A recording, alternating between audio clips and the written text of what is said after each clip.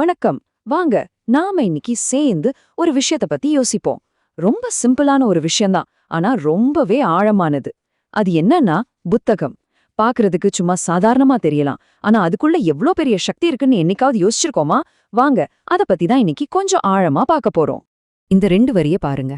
அடடா, இது புத்தகத்தோட மொத்த சாரத்தையும் அப்படியே பளிச்சுன்னு சொல்லிடுது. தொட்டு பார்த்தா அது வெறும் காகிதம்தான். ஆனா அதையே விடாம தொடர்ந்து வாசிக்கும்போது அதுவே ஒரு ஆயுதமா மாறுது. எப்படி? இதுதான் நம்ம இன்னைக்கு பேசப் போற முக்கியமான விஷயம். அப்போ வாங்க நம்மளோட முதல் பகுதிக்குள்ள போகலாம். தலைப்பே பாருங்க, காகிதமல்ல ஆயுதம். ஒரு புத்தகம் எப்படி ஒரு பெரிய மாற்றத்தையும் விடுதலையும் கொண்டு வரதுக்கு ஒரு பவர்ஃபுல் டூலா இருக்குன்னு தான் நாம இப்ப பார்க்க போறோம். இத சும்மா யோசிச்சு பாருங்களேன். உலகத்தோட மிகப்பெரிய விஞ்ஞானி ஆல்பர்ட் ஐன்ஸ்டீன், அவர்கிட்ட ஒருத்தர் கேக்குறாரு, ஐயா, மனுஷன் கண்டுபிடிச்சதுலயே ஆக பெரிய கண்டுபிடிப்பு எதுன்னு. அவர் கொஞ்சம் கூட யோசிக்கல, உடனே சொன்ன பதில் புத்தகம் தானா.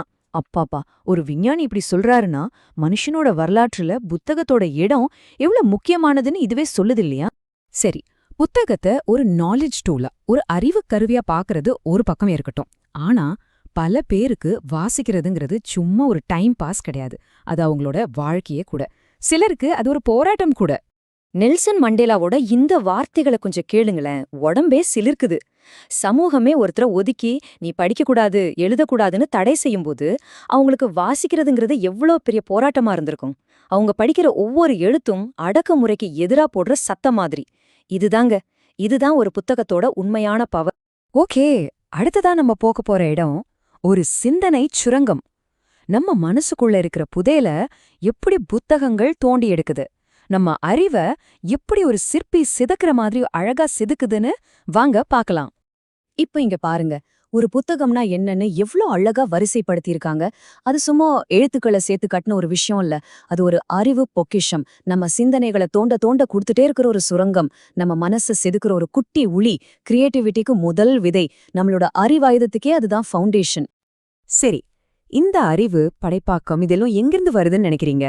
எல்லாமே சிந்தனையில இருந்துதான், யோசிக்கிறதால தான். இந்த சிந்தனை தான் மனுஷனை அடுத்த லெவலுக்கு கொண்டு போற சக்கரங்கள் மாதிரி. சரி, அந்த சக்கரங்கள் சுத்தணும்னா அதுக்கு ஒரு எரிபொருள் வேணும் இல்லையா? அந்த எரிபொருள் எங்க இருக்கு? ஆமா, புத்தகங்கள்ல தான் இருக்கு. வாவ், இந்த உருவகம் எனக்கு ரொம்ப ரொம்ப பிடிச்சிருக்கு. புத்தகம் ஒரு ஞான சூரியன்.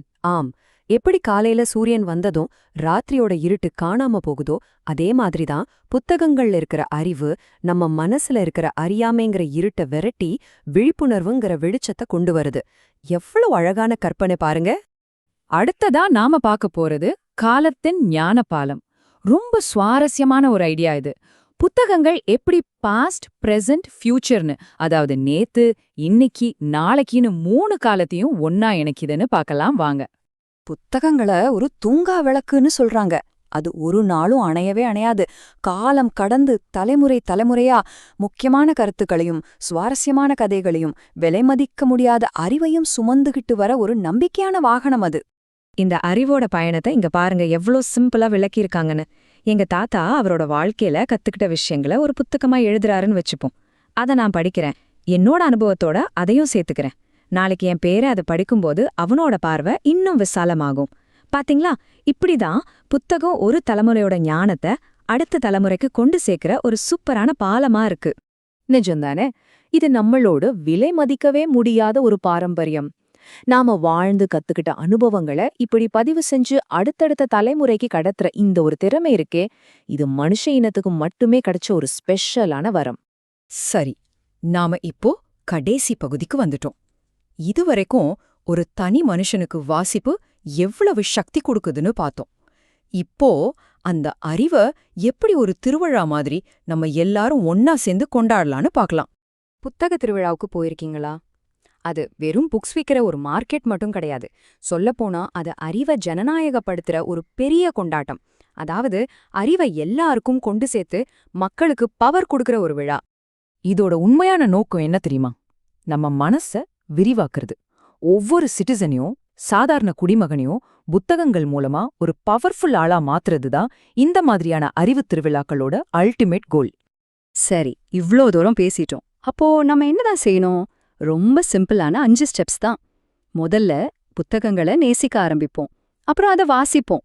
சும்மா வாசிச்சுட்டு விடாம அத பத்தி நண்பர்களோட பேசுவோம், விவாதிப்போம், அதுல இருந்து கத்துப்போம். கடைசியா ரொம்ப முக்கியமா அத கொண்டு மத்தவங்களுக்கும் சொல்லிக் கொடுப்போம். இது ஒரு முடிவே இல்லாத ஒரு அழகான பயணம் இல்லையா? கடைசியா ஆனா ரொம்ப முக்கியமான ஒரு விஷயம், கத்துக்கிட்டதோட இருக்கக்கூடாது. அத நம்ம வாழ்க்கையில அப்ளை பண்ணணும். கற்றபடி நிற்போம். நாம என்ன படிச்சோமோ அதுவா வாழ்ந்து காட்டுவோம். நம்ம ஆரம்பிச்ச இடத்துக்கே இப்போ திரும்ப வந்துட்டோம். புத்தகத்தை ஒரு ஆயுதம்னு சொன்னோம், ஞாபகம் இருக்கா? அப்போ என்னோட கேள்வி இதுதான். உங்க கையில இருக்கிற போர்வாளி அது. நீங்க கத்துக்கிட்ட இந்த அறிவை உங்க வாழ்க்கையில மாற்றத்தை கொண்டு வரதுக்கு நீங்க எப்படி ஒரு ஆயுதமா பயன்படுத்த போறீங்க? கொஞ்சம் யோசிச்சு பாருங்க.